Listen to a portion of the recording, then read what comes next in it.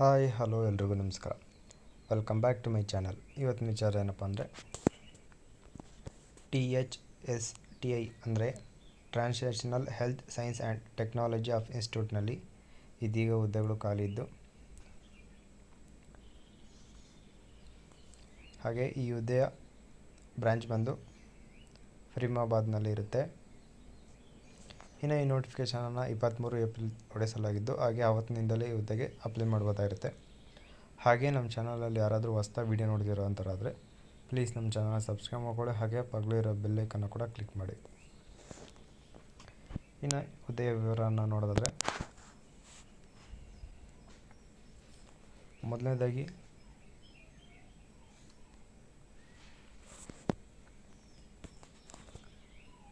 Ultrasound ಅಸಿಸ್ಟೆಂಟ್ನ ಹುದ್ದೆಗಳು ಖಾಲಿ ಇದ್ದು, ಒಟ್ಟು 3 ಹುದ್ದೆಗಳು ಖಾಲಿ ಇರುತ್ತೆ. ಇನ್ನು ಈ ಹುದ್ದೆಗೆ ನೀವೇನಾದರೂ ಆಯ್ಕೆ ಆದರೆ ಅಂದರೆ ಮಾಸಿಕ 35,000 ನಿಮಗೆ ಪೇಮೆಂಟ್ ಇರುತ್ತೆ.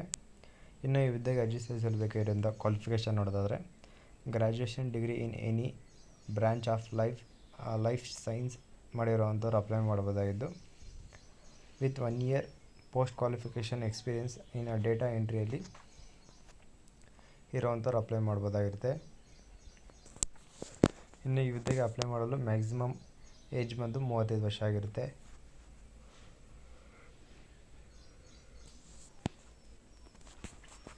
ಎರಡನೇದಾಗಿ ಮಲ್ಟಿ ಟಾಸ್ಕ್ ಸ್ಟಾಫ್ನ 1 ಹುದ್ದೆಗಳು ಖಾಲಿ ಇದ್ದು, ಈ ಹುದ್ದೆಗೆ 12th ಆಗಿರುವಂಥವ್ರು ಅಥವಾ intermediate from a recognised board with 1 year of post qualification experience ಇರೋವಂಥವ್ರು ಈ ಹುದ್ದೆಗೆ ಅಪ್ಲೈ ಮಾಡ್ಬೋದಾಗಿದ್ದು, ಮಾಸಿಕ ನಿಮಗೆ 23,000 ರೂಪಾಯಿ ಮಂತ್ಲಿ ಪೇಮೆಂಟ್ ಇರುತ್ತೆ. ಹಾಗೆ ಮ್ಯಾಕ್ಸಿಮಮ್ ಏಜ್ ಲಿಮಿಟ್ ಬಂದು 25 ವರ್ಷ ಆಗಿರುತ್ತೆ.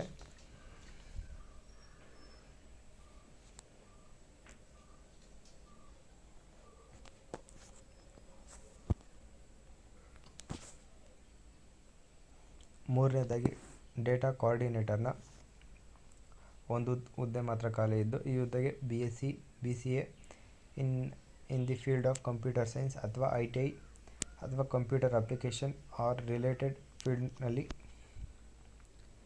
ವರ್ಕ್ ಮಾಡಿರೋರು ಹಾಗೆ ಕ್ವಾಲಿಫಿಕೇಷನ್ ಮಾಡಿರೋವಂಥವ್ರು ಅಪ್ಲೈ ಮಾಡ್ಬೋದಾಗಿದ್ದು, ಅಥವಾ BTech in the field of computer science ಅಥವಾ ITI computer application bio informatic ಮಾಡಿರುವಂಥವ್ರು ಕೂಡ ಈ ಹುದ್ದೆಗೆ ಅಪ್ಲೈ ಮಾಡ್ಬೋದಾಗಿರುತ್ತೆ. ಅಥವಾ first class post graduation degree in the field of computer science ಮಾಡಿರೋವಂಥವ್ರು ಕೂಡ ಈ ಹುದ್ದೆಗೆ ಅಪ್ಲೈ ಮಾಡ್ಬೋದಾಗಿರುತ್ತೆ. ಇನ್ನು ಈ ಹುದ್ದೆಗೆ ಆಯ್ಕೆ ಆದ್ರೆ ಅಂತಪ್ಪ ಅಂದರೆ ನಿಮಗೆ ಮಾಸಿಕ 50,000 ಪೇಮೆಂಟ್ ಇರುತ್ತೆ. ಹಾಗೆ ಮ್ಯಾಕ್ಸಿಮಮ್ ಏಜ್ ಲಿಮಿಟ್ ಬಂದು ನಿಮಗೆ 35 ವರ್ಷ ಆಗಿರುತ್ತೆ.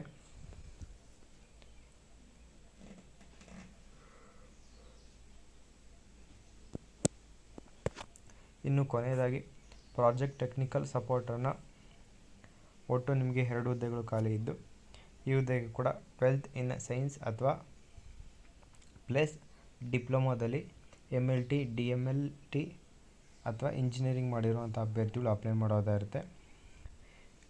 With 5 years post qualification experience ಇರಬೇಕಾಗಿರುತ್ತೆ. ಅದನ್ನು ಬಿಟ್ಟರೆ ನೀವು graduation in branch of life science ಮಾಡಿರೋವಂಥವ್ರು ಕೂಡ ಈ ಹುದ್ದೆಗೆ ಅಪ್ಲೈ ಮಾಡೋದಾಗಿದ್ದು, ಈ ಹುದ್ದೆಗೆ ಆಯ್ಕೆ ಆದ್ರಂದರೆ ನಿಮಗೆ 20,000 ಪ್ಲಸ್ ನಿಮಗೆ ಪ್ಲಸ್ HRA ಕೂಡ ನಿಮಗೆ ನೀಡ್ತಾರೆ ಪರ್ ಮಂತ್ಗೆ.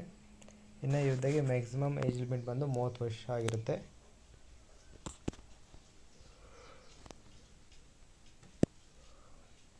ಅಪ್ಲೈ ಮಾಡೋವಂಥವ್ರು ಬೇಗ ಅಪ್ಲೈ ಮಾಡಿ. ಇನ್ನು ಈ ಹುದ್ದೆಗೆ ಅಪ್ಲೈ ಮಾಡಲು ಕೊನೆಯ ದಿನಾಂಕ ಬಂದು ಮೇ 23ನೇ ತಾರೀಕು ಆಗಿದ್ದು, ಹಾಗೆ ನೀವು ಕಳಿಸಿದಂಥ ಅಪ್ಲಿಕೇಶನ್ಗಳನ್ನ ಸೆಕ್ಯೂರ್ ಮಾಡಿ ಆಮೇಲೆ ಶಾರ್ಟ್ ಲಿಸ್ಟ್ ಮತ್ತು ಪ್ರೋಸೆಸ್ ಆಫ್ ಫರ್ದರ್ ಸೆಲೆಕ್ಷನ್ಗೆ ನಿಮ್ಮನ್ನು ಇದು ಮಾಡ್ತಾರೆ.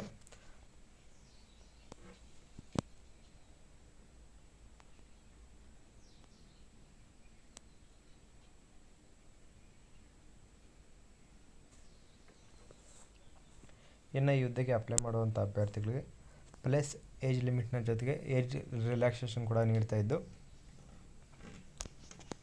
ಅದರಲ್ಲಿ PWBD ಕ್ಯಾಟಗರಿಗೆ ಸೇರಿದಂಥ ಅಭ್ಯರ್ಥಿ ಆದರೆ ಅದರಲ್ಲಿ UR ಕ್ಯಾಂಡಿಡೇಟ್ ಆದರೆ 10 ಇಯರ್ಸ್, OBC ಕ್ಯಾಂಡಿಡೇಟ್ ಆದರೆ 13 ಇಯರ್ಸ್, SC ST ಕ್ಯಾಂಡಿಡೇಟ್ ಆದರೆ 15 ವರ್ಷ ಇರುತ್ತೆ. ಹಾಗೆ ಸೆಂಟ್ರಲ್ ಗೌರ್ಮೆಂಟಿಂದ ಏನಾದರೂ ಕೆಲಸ ಮಾಡ್ತಿರೋ ಅಂಥವ್ರು ಏನಾದರೂ ಅಪ್ಲೈ ಮಾಡಿದೆ ಅವ್ರಿಗೂ ಕೂಡ ಏಜ್ ರಿಲ್ಯಾಕ್ಸೇಷನ್ ಇರುತ್ತೆ. 5 ಇಯರ್ಸ್ವರೆಗೂ ನಿಮಗೆ ಏಜ್ ರಿಲ್ಯಾಕ್ಸೇಷನ್ ಇರುತ್ತೆ. ಅದು ಬಿಟ್ಟು ನಾರ್ಮಲಾಗಿ ಏನಾದರೂ SC/ST ಕ್ಯಾಂಡಿಡೇಟ್ ಏನಾದರೂ ಅಪ್ಲೈ ಮಾಡ್ತಿದ್ರಪ್ಪ ಅಂದರೆ ಅವ್ರಿಗೆ 5 ಇಯರ್ಸ್ ಏಜ್ ರಿಲ್ಯಾಕ್ಸೇಷನ್ ಇರುತ್ತೆ. ಅದನ್ನು ಬಿಟ್ಟರೆ OBC ಮತ್ತು ಜನರಲ್ ಕ್ಯಾಂಡಿಡೇಟ್ಗಾದರೆ 3 ಇಯರ್ಸ್ ಇರುತ್ತೆ.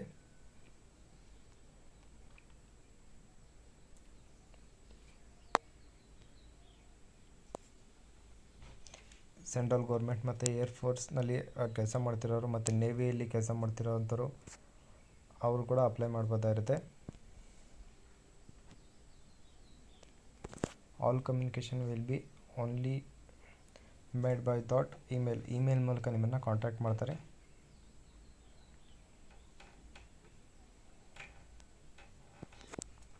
ಇನ್ನು ಈ ಹುದ್ದೆಗೆ ಅಪ್ಲೈ ಮಾಡೋವಂಥವ್ರು ಹೈಯರ್ ಕ್ವಾಲಿಫಿಕೇಷನ್ ಮತ್ತು ರಿಲೆವೆಂಟ್ ಫೀಲ್ಡ್ನಲ್ಲಿ ಎಕ್ಸ್ಪೀರಿಯೆನ್ಸ್ ಇರೋವಂಥವ್ರನ್ನ ಮೇಯ್ನಾಗಿ ಆಯ್ಕೆ ಮಾಡ್ತಾರೆ.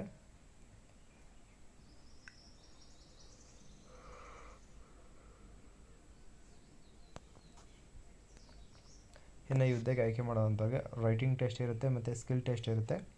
ಕೊನೆಯದಾಗಿ ನಿಮ್ಮನ್ನು ಇಂಟರ್ವ್ಯೂ ಮೂಲಕ ನಿಮ್ಮನ್ನು ಆಯ್ಕೆ ಮಾಡ್ತಾರೆ. ಹಾಗೆ ಅಪ್ಲೈ ಮಾಡಬೇಕಾದ್ರೆ ಏನಾದರೂ ರಾಂಗ್ ಇನ್ಫಾರ್ಮೇಷನ್ ಏನಾದರೂ ನೀಡಿದರೆ ಅಂಥ ಅಪ್ಲಿಕೇಶನ್ಗಳನ್ನು ಕೂಡ ರಿಜೆಕ್ಟ್ ಮಾಡ್ತಾರೆ.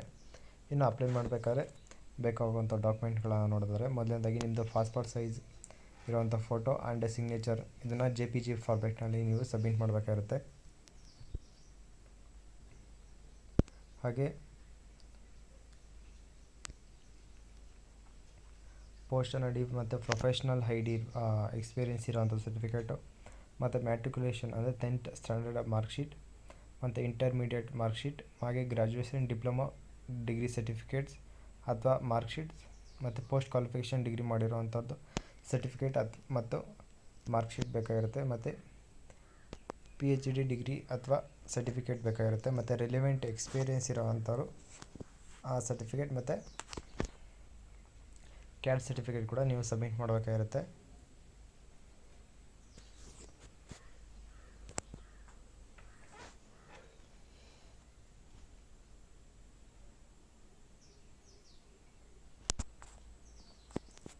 ಇನ್ನು ಈ ಹುದ್ದೆಗೆ ಅಪ್ಲೈ ಮಾಡುವಂಥವ್ರು online at the institute of website of application though other modes will be not accepted. ಆನ್ಲೈನಲ್ಲಿ ಮಾತ್ರ ಈ ಹುದ್ದೆಗೆ ಅಪ್ಲೈ ಮಾಡ್ಬೋದಾಗಿದ್ದು.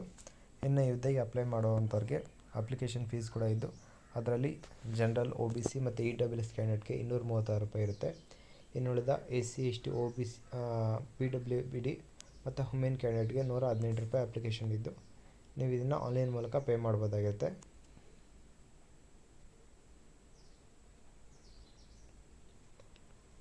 ಇನ್ನು ಈ ಹುದ್ದೆಗೆ ಅಪ್ಲೈ ಮಾಡೋವಂಥವ್ರು ಇವ್ರದ್ದೇ ಅಫಿಷಿಯಲ್ ಇಮೇಲ್ ಆದ personal@thsti.res.in ಈ ಮೇಲ್ಗೆ ನೀವು ಕಾಂಟ್ಯಾಕ್ಟ್ ಮಾಡ್ಬೋದಾಗಿರುತ್ತೆ ಮತ್ತು ಅಪ್ಲಿಕೇಶನ್ಗಳನ್ನ ನೀವು ಸೆಂಡ್ ಮಾಡ್ಬೋದಾಗಿರುತ್ತೆ.